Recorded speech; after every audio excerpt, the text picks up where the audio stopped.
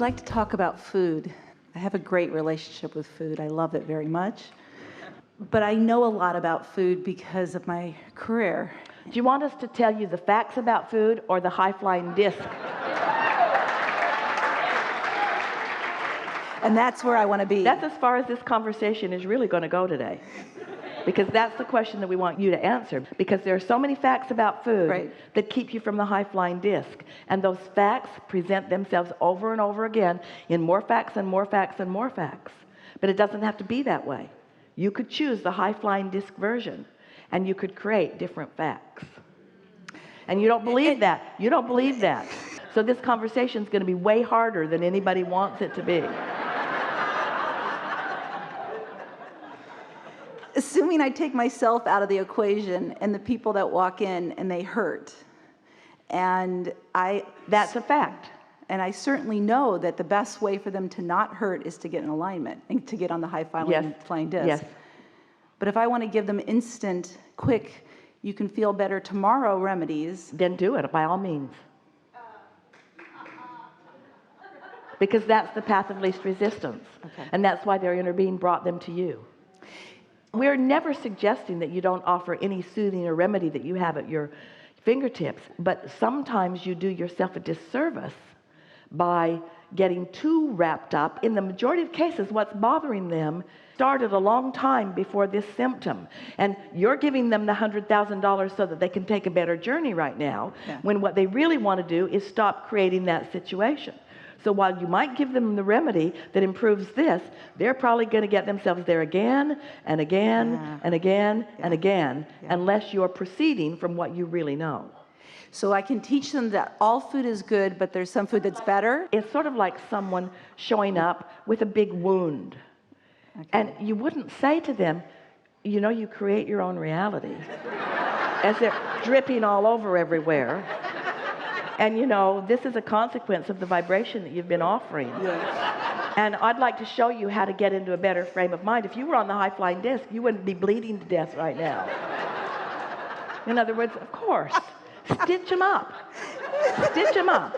But don't let their inability to control their life make you believe in things that don't need to be believed in. Yes. Yes. I don't want to teach fear. I don't want them to be afraid of anything that they eat.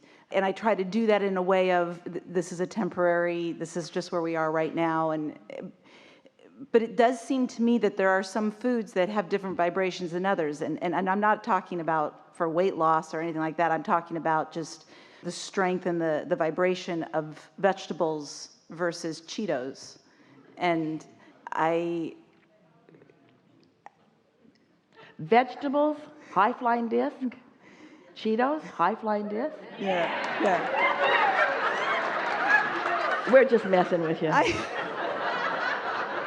But, of course, we understand that you understand the energy-giving value of food. Yes. But we'll hear you. Well, so this is my question for years, but so somebody posted a photo of my daughter last night, lunch, and I look in front of her and I see this brown thing, and I was like, oh, please let it be a beer. And I go in closer and it's a Coke, and I literally start shaking. I'm like, she's drinking a Coke. And I'm embarrassed, like I'm so embarrassed that I react that way, and I don't want to feel that way. And I know that if she's in alignment, she can drink a Coke and be totally fine. But I don't feel that, because then she tells me the next day she has a headache, and I'm like, it's because you had a Coke.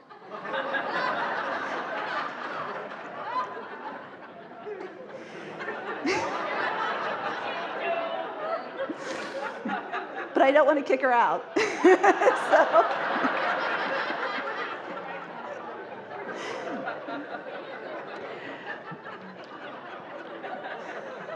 There's something important to say about when you are in a vulnerable or angry vibration, that you match up with things that are not well-being in nature, and that when you are high-flying, you match up with things that are well-being in nature. And we just want to present that premise and stop with that premise. This is the starting place that we want to talk about.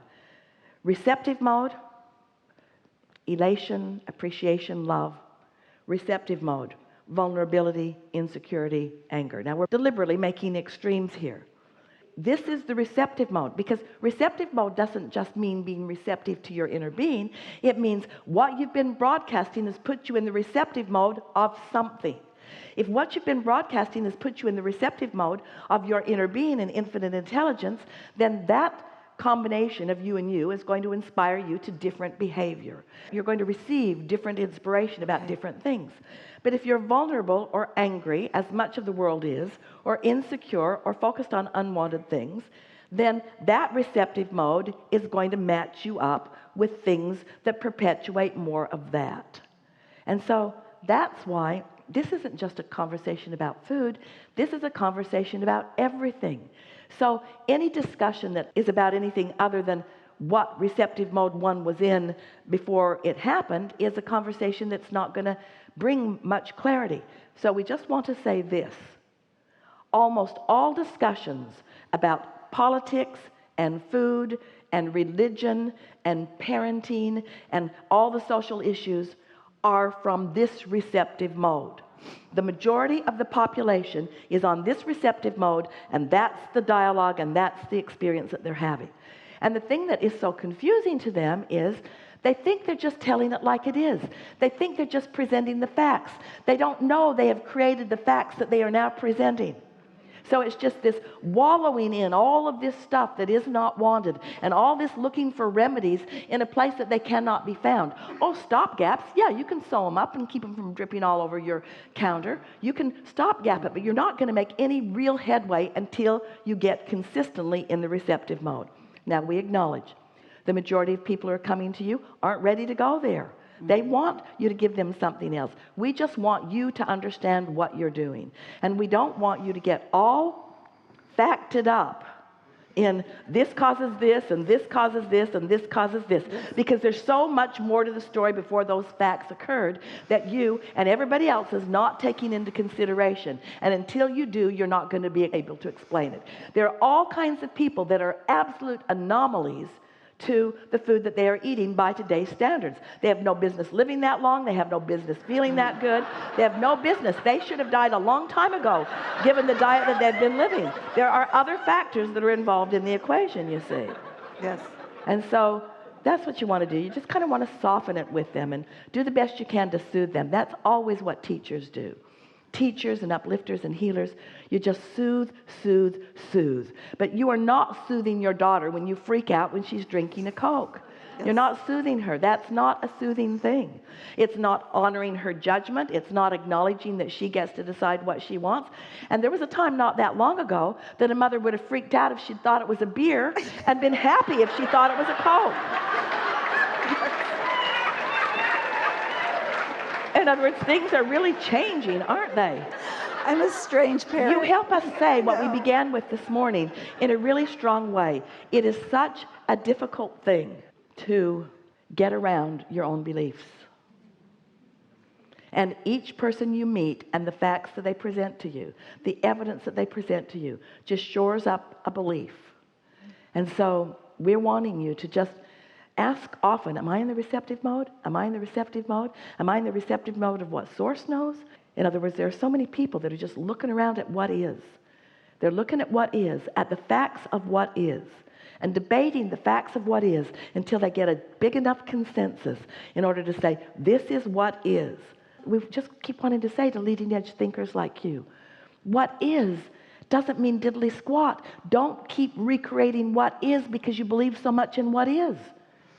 You want to create something other than what is, don't you? Want to create something other than what is? Don't you think that in medicine that there have been plenty of inventors and genius interpreters and receivers who have looked at what is and then found a way to really improve it?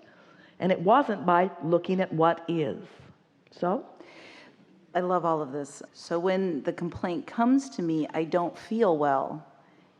That's when I really get off my high-flying disc, because I feel this duty to help her feel better, or any of my patients. And, well, are you doing what I suggested? No. Okay. I understand. It's her vibration where she wants to be, but then I don't want But to hear here's the the negative. thing, you see, the younger they are, the more natural rebellion they have to taking action to soothe something. Because they've still got that feeling of invincibility. They've still got that feeling of resourcefulness about them. They're wanting to say to you, there are other ways than this. That's one way, but okay. If you're giving advice to someone on a regular basis, Yes. and they're not benefiting by your advice because they're not hearing it, then your problem isn't the advice. Your problem is you're not being heard. And the reason you're not being heard is because you're not in the receptive mode, because you're focused upon their problem. Being focused upon their problem is the thing that makes her more crazy than everything else all put together. You see how it all ties together? So you think we're talking about food. We're not talking about food. We're talking about receptive mode. We're talking about independence. We're talking about letting people live their own life. Esther said to someone the other day, because someone wanted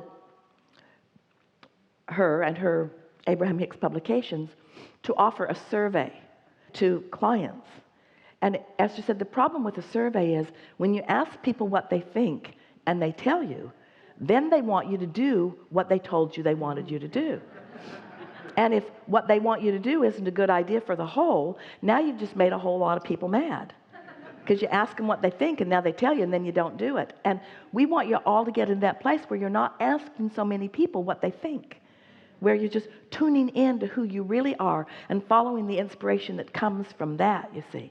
And that's what you want to teach your daughter. You don't want to teach her that you've lived a lot of life and you've discovered all of these things about all of these things, and she needs to avoid that and that and that and that. She needs to do this and not do this and avoid that and do this, because what her innate instinctual thing is, that's good for you, Mom, but I got to figure this out on my own, and you're just pretty much irritating me.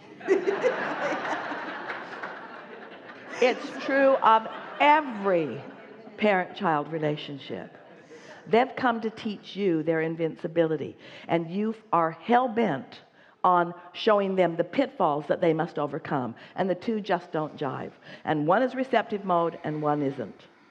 And we are not in any way wanting to discredit the incredible understanding that you have about food and the way people are responding to it.